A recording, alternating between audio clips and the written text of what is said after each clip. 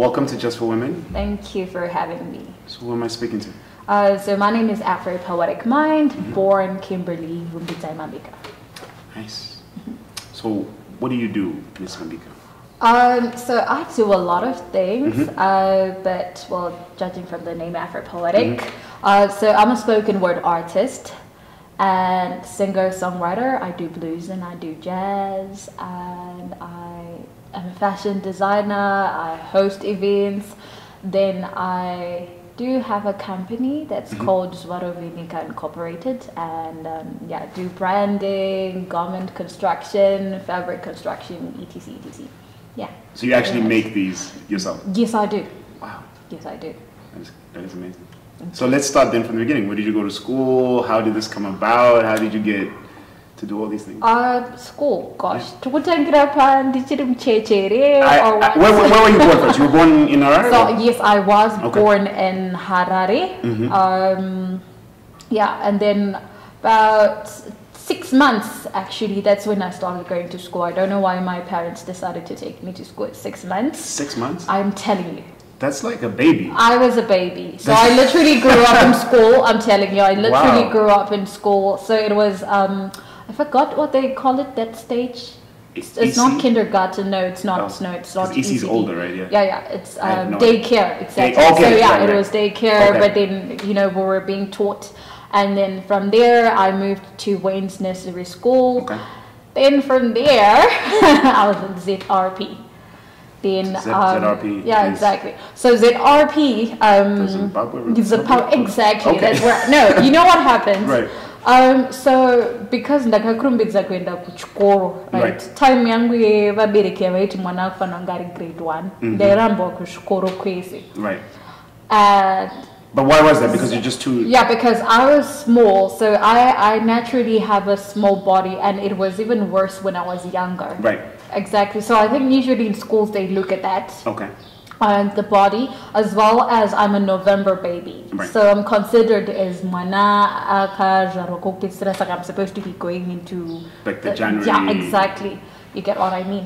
And so all the schools didn't want me. And so that particular school and all, but it was only for 1 term. Okay. Yeah, then I moved to Blackstone Primary. I went to Blackstone Primary. Blackstone Primary. Yeah, is this the one that was in town, right? Yeah, yeah, it's Blackstone. That's so crazy. Yeah. Yeah, exactly. That's where I was. That is amazing. Probably we know each other. Well, yeah, I was only there for grade 1 and 2 because we lived in that area. Okay, and then I moved to Admiral Tate, which is in Eastleigh. Yeah. And then so for my high school, that's a nice connection. Yeah, for my high school I was at Tinold High School, and then I ended up doing homeschooling for my A level. Right. Yeah. So while all of this is going, how obviously we're very creative.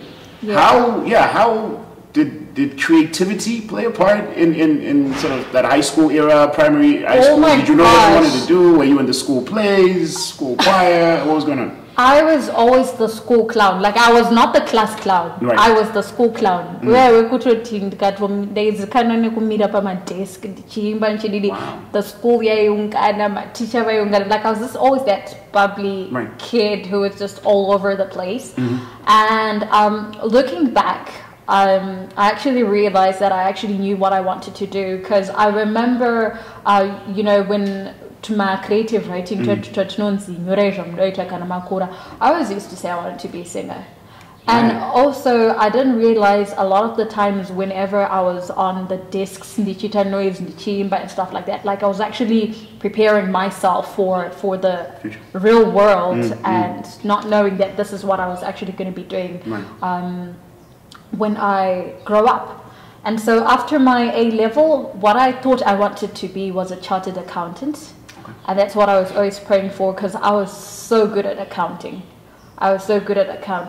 So after A level, like, I just got so confused, and I didn't know, okay, what's going on? Where's this confusion coming from? Because I knew what I wanted to do, and I wanted to be a chartered accountant.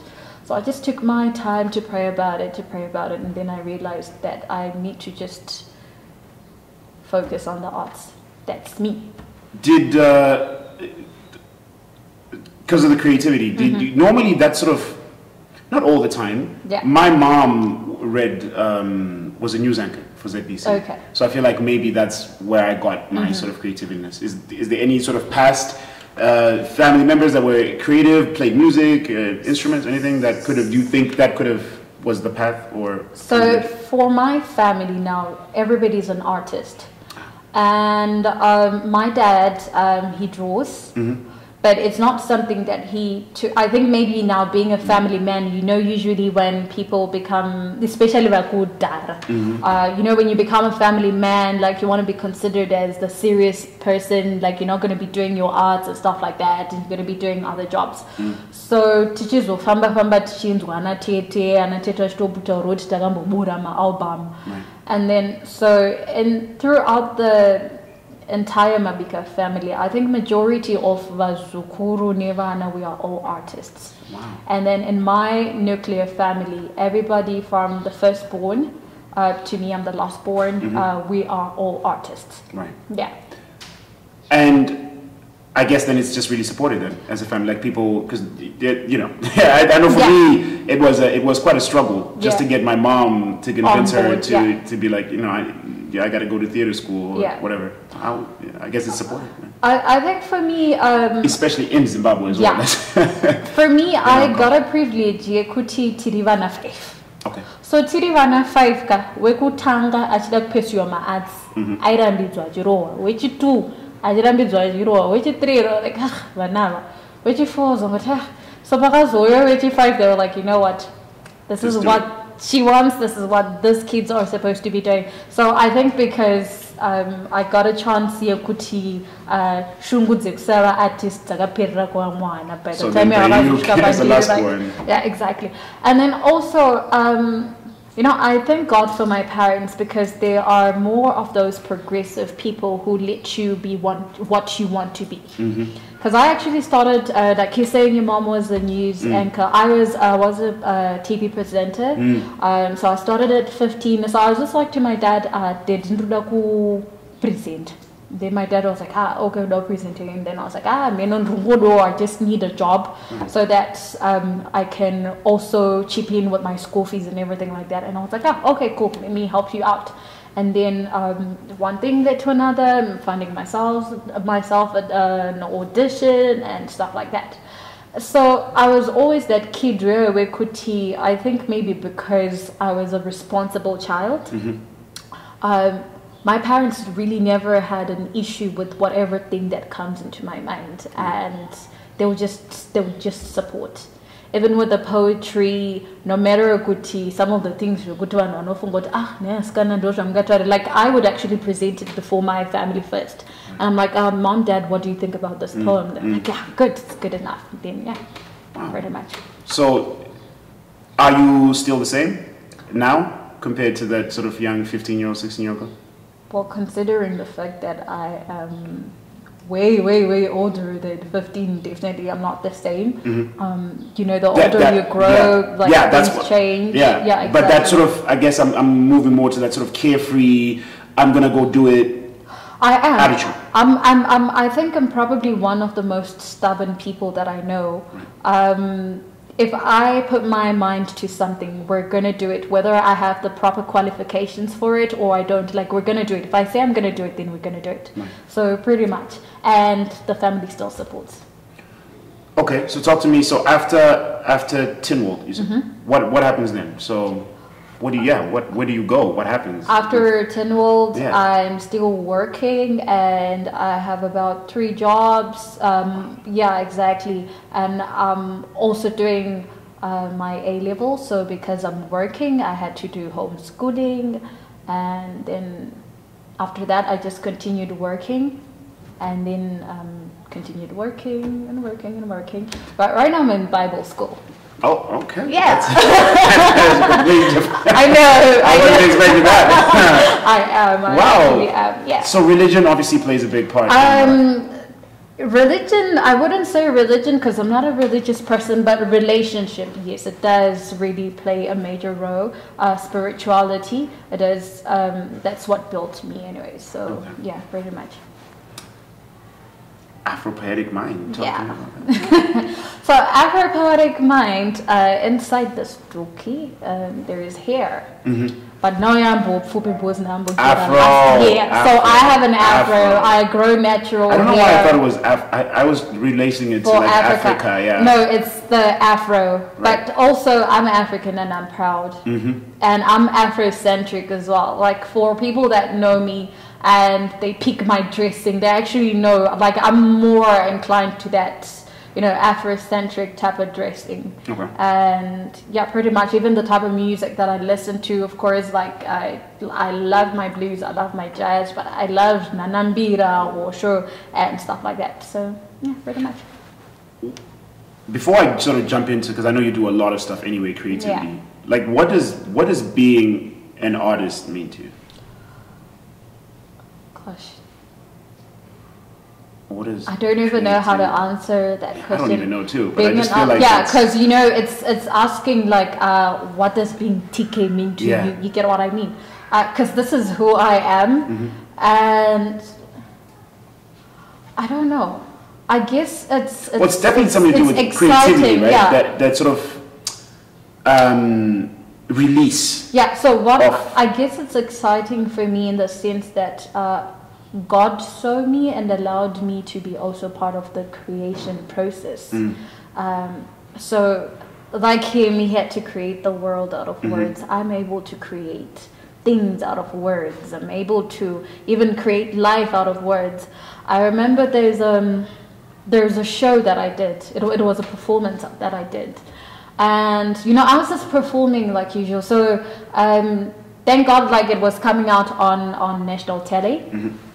And so I was just doing my performance like as usual and I wasn't looking at the audience and stuff. So soon after my performance, went back to sit down, soon after the whole event, I remember many men and women came and they were saying, "Mwanangu waita kuticheminas." Wow. And so I thought they were joking till I went back home and my best friend was like, "Kim, people were crying as you were reciting," and she even showed me a video. I was shook. So certain things that I actually do, I'm actually able to evoke certain emotions into people. I'm actually able to have people relate to me, even though sometimes the character that I'm playing in that moment is not real to me. Right. But it's something that's actually nice that I'm actually able to create stuff as an artist and be able to also create life and give life. Right. Yeah, exactly. So I guess getting or being present in that moment and sort of getting people to feel some sort of way. Something. Yeah, it's very important. Yeah. Wow, that's amazing. Yeah. So you've got all these things that you do. Is there? I guess it all just encompasses being an artist. Is there one thing that you? I guess it all comes together, right? Presenting, poetry. Is there one thing that you are more inclined that you like doing more, or that you favor more? Or? I like doing everything that I do. Okay. Yeah, because I'm one of those people where anything that I'm doing, I make sure I'm doing it at like 110%. Okay. Yeah, because I don't know where that natural competitiveness comes from, but I'm a very competitive person. Like I hate failing and I hate not being number one. I'm telling you, I'm. You the same in school? No, I wasn't. No, but in high school I was actually, because in primary for some unknown. I didn't know. Oh wow! So when we started Form 1, like I started Form 1, 100%. Wow. Number one, we're moving, and so yeah, I guess I was, but mostly in sports. In high school, that's where I was really competitive, and then coming to real life, and you find when you're really good at something, and then you're really good, you just want to stay good. Right. Yeah, exactly. But that takes practice. It does take determination. What does it take again? No, it does take the practice, the determination, and also, you know, I'm a perfectionist. Okay. So one thing about me is, my friends know it. Like, don't talk to me panguba yangu yebasa. You know, a lot of people are not going to I have a friend Pangwangi basa, I value perfection like no man's business. I'm one of those people misa a line. It's gonna mess up my whole day and probably the whole weekend and everything like that. So yeah, I'm just one of those people. You get it. So it does take a lot of practice, a lot of focus, and you knowing who you are at the end of the day. So pretty much. I want to just go back to that actually about missing a line, because I've missed lines in plays and stuff. How do you, because we have to remember this, right? Because the people that are hearing, let's say we're talking about your poem, people that are hearing your poem they do not know. Yeah, they don't know. So, yeah. Do you, is it a conscious like, oh my God, I messed up in the middle of the poem, or is it just you berate yourself afterwards? It's afterward because... So in that moment, you've got to just in that moment, okay, that's what I wanted to check. In that moment, like you gotta have it together. Yeah, you're going for it. Yeah. And everybody seems like, they think you have everything going on and everything is good and everything is proper. So it's very important as an artist not to show... because that's very unprofessional. Like I wouldn't want somebody to come through and probably pay $10 for my show for me to be like, oh my God, sorry, guys, we're not going to do that. So after the show, definitely I'm going to be beating up myself, but not on stage. On stage, we're doing what a good professional artist should do. So yeah, pretty much. I was gonna leave this until later, but since we're talking about poems, would it be okay for you to share one of your maybe favorite or maybe a spoken word poem that means something to you? Okay. And you can either do it for me. And I didn't even practice, yo. That's okay. It's just for me. So that's what I say. You can either do it to me. You can do it to maybe why don't you do it to me, and then the camera will still pick it up anyway. But I'd love to, because I want to. The reason I'm asking this is because I wanna get in now. Let's get into the real practical, like.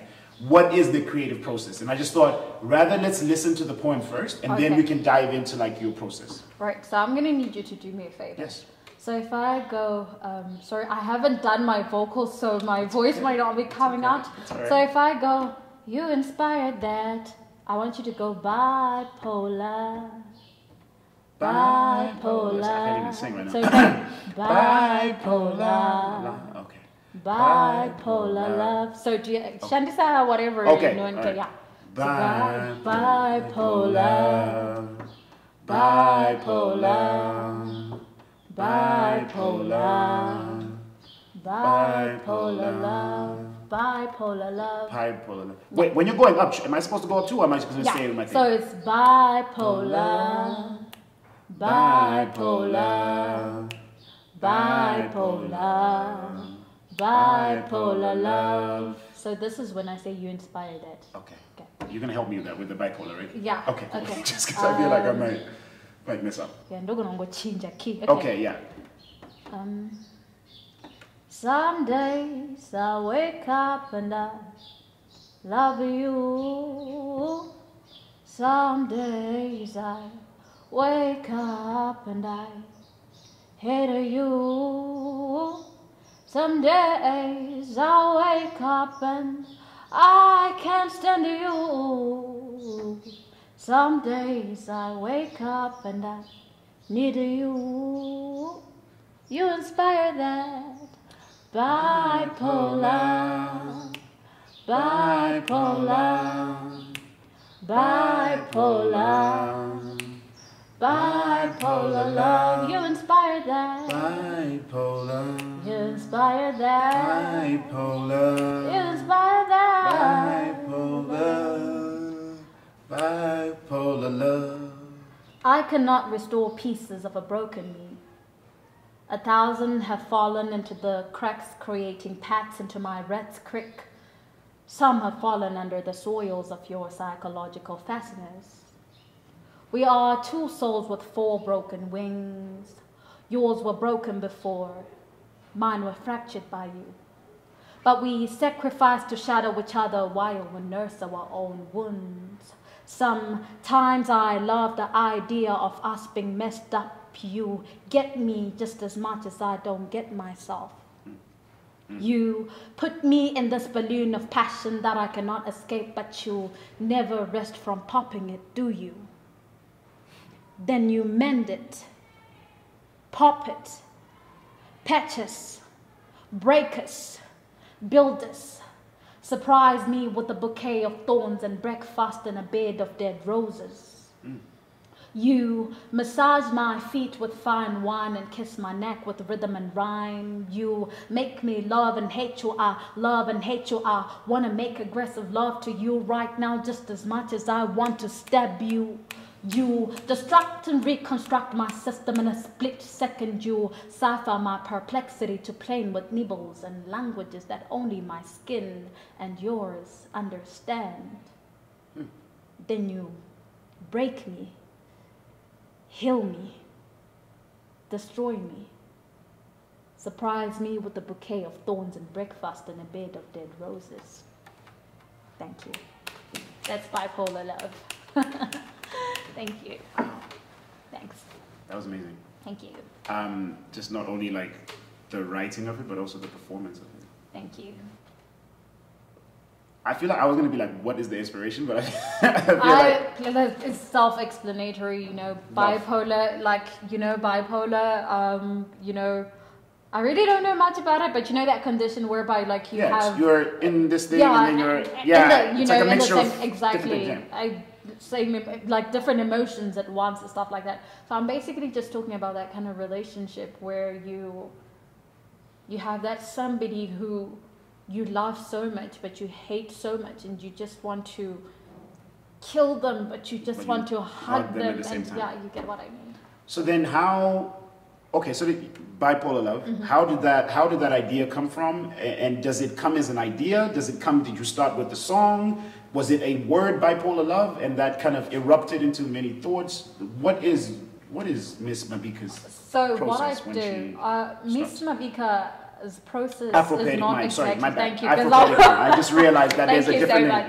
There's a difference. Yeah, Afropoetiq mind. So usually how I write, I just start writing from my head, like a free flow. Like a free flow. Right. And then then I just start writing, then things just start flowing.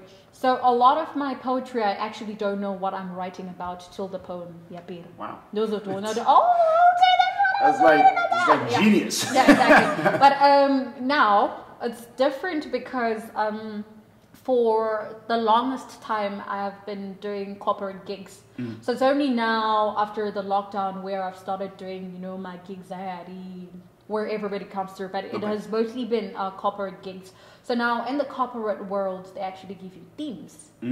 Okay. So I had to learn to adjust to that and begin to work with given themes. Okay. So on a normal, I just start writing, things flow, and then when it comes to work, like we gotta do it for the guap. Yeah, themes, the process, I just research. Research is very important for me. So I research about that particular theme, about that organization, what exactly is it that they want me to be talking about. I actually asked them, my points are important that you guys want me to highlight. Right. And yeah, pretty much that. And then you go in. That is pretty cool. Thank you. Okay, so how have you found it?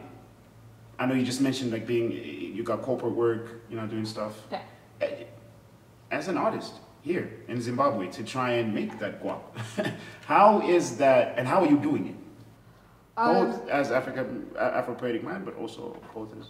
How is it possible to survive here? I guess my question, if I'm going to be more direct, how is it possible to survive here as an artist in Zimbabwe? What do I need to do?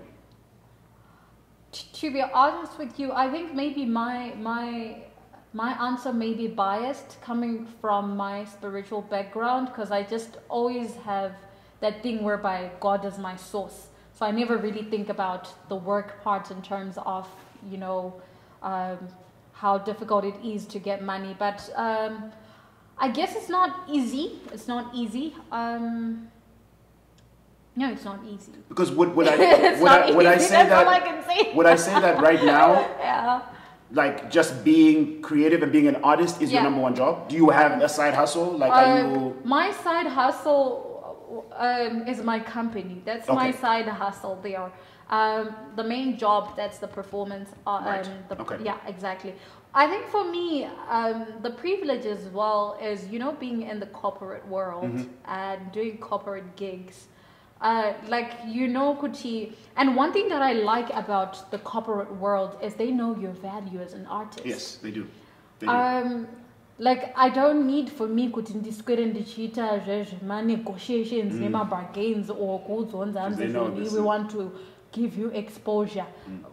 And with me, a lot of companies want to what Afropoetiq mind. So you go to an event, some of those people were and they research about you. So when they're giving you the money now, they know kuti they're getting value for their money.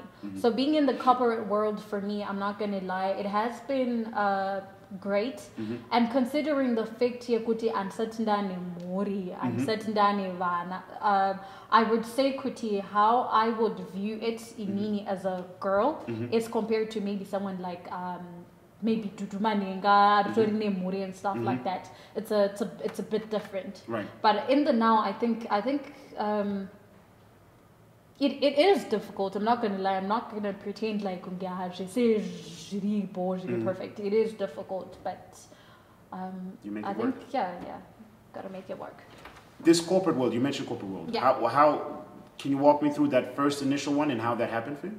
The first one. What happened? How did it? Was it a referral? Was it audition? Did you? No, I've never. You know what's funny? The only thing that I've auditioned for was the telly, and also I did radio as well. Yeah, but I don't even remember the first corporate gig. Like, how did I get it? All I just know is the gigs that started coming. We were referred by Ningi, like company akati. There's one which was very funny for me. So I did. There's a big company for so that we don't do the advertising. There's a very big company in Zimbabwe that called me and they were like, you came highly recommended by this very big bank. Okay. In Zimbabwe. So I was actually shook. You came highly recommended. Right. Yeah. So among themselves, they recommend. And then they recommend. Okay. So then I'm gonna go to that highly recommend. Okay. And I want to really ask for your intake in this. For any girl that is sort of watching. Yeah. And kind of wants to go down that creative route. Yeah. Route. What do I need to do to be highly recommended? And I can help you answer this question. Already I'm thinking with you it's about basics, like be on time, right? Yeah. Stuff like that. Like exactly. So work with me on that. Like in order to you to be able to continue to be referred. Be a brand. Right. So a brand we're talking about. Okay. So today, literally, I'm not gonna lie. Everybody who knows me, but everybody who knows me, I feel like that's needed though too. Yeah. You need to be able to self-praise yourself. They will tell you Kuti Kim is extra. I'm one of those people who could even kind of small performance. Guys, makeup, like I need to make sure. So I realized Kuti, a lot of people that actually attracts people. Make sure you look good. No matter, and I picked that up from Kelly Kumalo. Okay. When I was younger, I used to watch Kelly Kumalo, and I would see Kuti even to my small shows, to an TV interview, like she would overdress, and I was like, wow, this is good. So I make sure that I overdress because definitely people are gonna They're gonna remember you. They will remember me by my outfits, and if you go to any gig that I've ever gone to, a lot of people will tell you, could we remember this girl in the outfit? Yeah, okay. So the outfit. Definitely how you relate to your clients. A lot of people have this thing whereby they take their clients for granted. Don't take your clients for granted. Don't talk to them like they're your friends. They're not your friends. especially kana muri pa WhatsApp, please, this your WhatsApp kana my shorthand, don't do that, because you definitely turn off the client. Yeah. So just be as professional as possible. If you're a person like me, but try and switch. Yeah, you have to switch. You gotta have multiple personalities, have that persona that comes up whenever professionalism is put on the table. You have to do that. That way, every time, people are not just calling you because you have talent, but also they are calling you because they know that you're professional, and they know Kuti, you also know how to handle any crowd. So I think that's one thing that's very important. If you're looking into having all those gigs coming to you, your talent alone is not enough. Just be the perfect package. Just want to quickly switch to did a little bit of research. Oh, okay. Okay. And women's right activists. How does that play a part in all of this in your life? You know what's funny? I actually didn't know that I was a women's rights activist. But a lot of people always used to ask me, "Are you a feminist? Are you a feminist?" And I was like, "Am I a feminist?" And then recently my dad was like, there were punishments like and then my dad was like, "You know, Zoti, you're a women's rights activist." I was like, okay, so I'm a women's. And then I had to go through my poetry. I was like, oh yeah, I'm actually a women's rights activist. So to be honest, I'm not one of those people who just came about and were like, yeah, I want to be a women's rights activist. Like, that's how it happened. That's so interesting. Yeah. And it's just carried on. So pretty much. I think everything about you is pretty cool, actually. Thank you. I just wanted to say that. Thank you. But then, how, and this is just me just wondering, like, how do you manage all of these different things? Like, and I think sort of, because I got this question when I always ask, like, do you guys have a, like, I always ask this, like, question, like, is there a schedule? And I've heard, like, yes, I've heard, like, all random questions, like, random answers, but, like, yeah, there's, people have, like, set schedules and stuff, and it's, I guess, about balancing everything that's happening with you. For me now, my work is my work, but it's also my hobby. It's also what I do during my spare time. It's also me going out. So literally everything balances itself. So I don't have this thing whereby, of course, there is a lot of pressure, Pakuti. Now I'm doing a lot of, especially now that I have a company. Right. Now this one is a completely different thing altogether, because I've ventured into a world that I've never been in before. So is this, what do you do? Is this the company that this is the fashion designing company? No. Branding. Right. Exactly. So Jeku, Sona, garment construction, that's all into fabric that making, and stuff. Yeah. So it's an incorporated. So everything is all in that company. Yeah, pretty much. But I think everything just balances itself, considering the fake kuti, like what I'm saying. Jandinoita, that's just like, I don't go out like any normal human being, or in your spare time. Like in my spare time, I'm working. And I'm enjoying it because I'm doing what I love doing at the end of the day. So yeah, pretty much. So there's that thing then. I know it's a line that we always hear every time, but I feel like if you love what you do, there's that, it kind of, right? But I feel like, but you can't.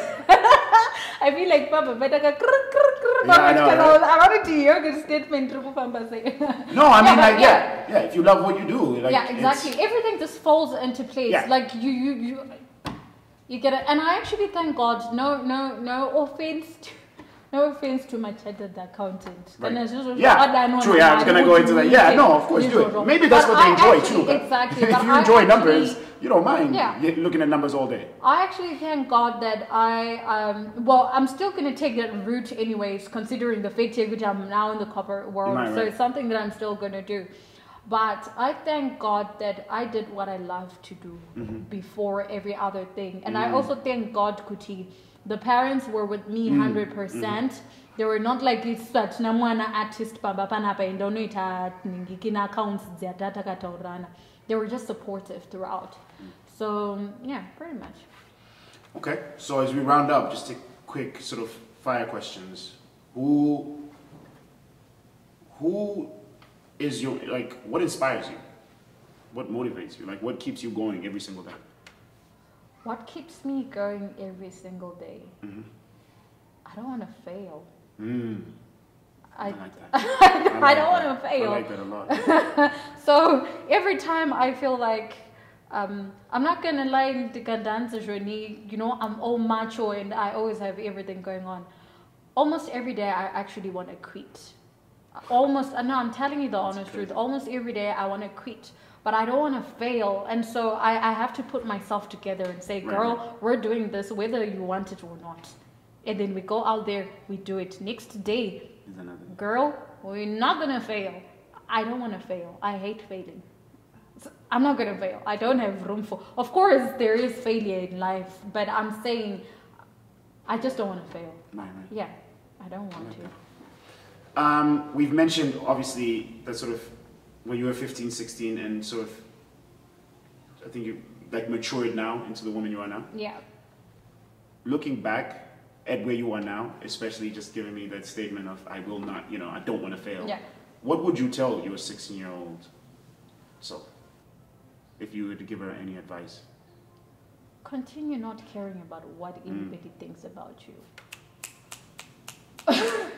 Yeah, that's it. You know what? I actually envy my 16-year-old me. Because then I never had to care about the world or kuti zvichazofamba sei or kuti ndinganofunge kana kuti chi kana kimashika. I think mazoya ndaenzaniko we. I don't know zita randaenda naro, but you know when you're finding yourself. And then I moved to Poetic Mind, then I became Afropoetiq Mind. Yeah. But I actually envy her because she didn't have a lot of these, you know, adult problems that are coming now. And yeah, pretty much. So what I would tell my 16-year-old me is, you're good to go. Keep going. The way that you are right now, stay like that. And then I guess for my final question, let's look to the future. Where do you see yourself? And I don't know if you want to answer it separately as Afropoetiq Mind and then as Kimberly Mabika in the next 5 years. What do you want to achieve in the next 5 years? Or where do you see yourself in the next 5 years? Or do you even look at it like that? Yeah, I do look at it like that. What I want is to be able to perform in front of a crowd of about 100,000 people, and they just came to watch Afro doing her thing. I want that. And I'm going to throw in there that you've designed your own costume at that point. It's you. Yeah. Then as Kimberly, in the next 5 years, where do I see myself? I think I'm just going to give you the typical answer. I see myself married with kids, being a super mom, and being Supermom does everything. The Supermom does everything. Hopefully, I'm going to be able to handle it. Maybe I'm talking now because I'm still a girl and I don't know how to handle things when I become a mom. But yeah, and I also want to be in a union where we are a power couple. You know what I mean? Okay. So I'm hoping to God that I'm going to bump into somebody who is as focused and as determined as I am, so that when we're growing together, and we're going to grow big, and we're going to be bigger than Beyonce and Jay-Z, coming from Zimbabwe. So yeah, that's pretty much. Thank you. I pray that it's gonna. I think it's gonna happen. I feel like it's gonna happen. I feel like I'm getting all the energy that it will. Very sort of focused and determined, and I feel like it will happen. Thank you very much. Thank you for being part of the show. I appreciate and thank you so much for having me. Thank you. I really enjoyed it. Yeah. Thanks. So, how was it? That was easy. It was easy, right? It was very Yeah, comfortable, right? Very comfortable. Thank you so much for having me. This whole time I'm trying to find a place, right? In my head, I'm like, I've got to find this line. And I'm like, so, I practice this in the mirror. And I'm like, so, Kimberly, there could be 100 people in here. And 99 people. And you know the line. But only one person does. I was like, where do I bring that in? I'm like, should it now? No. Is it now? No. I'm like, even in like, thank you, now? No. Now? And I was like, I can't. I just at least bring it in now. So. You're really big. I'm going to be that one person that believes in you out of the 99. Thank you so much. Shout out to Lady Gaga. Shout out to her. But thank you so much. I Alright, appreciate you. you. And I hope you had fun. And it was No, I so did. good to know I about actually you. did. I did a lot. I was nervous. Even at home, like I was like, oh, Did you come gosh, up? gosh, gosh. So we usually finish it up with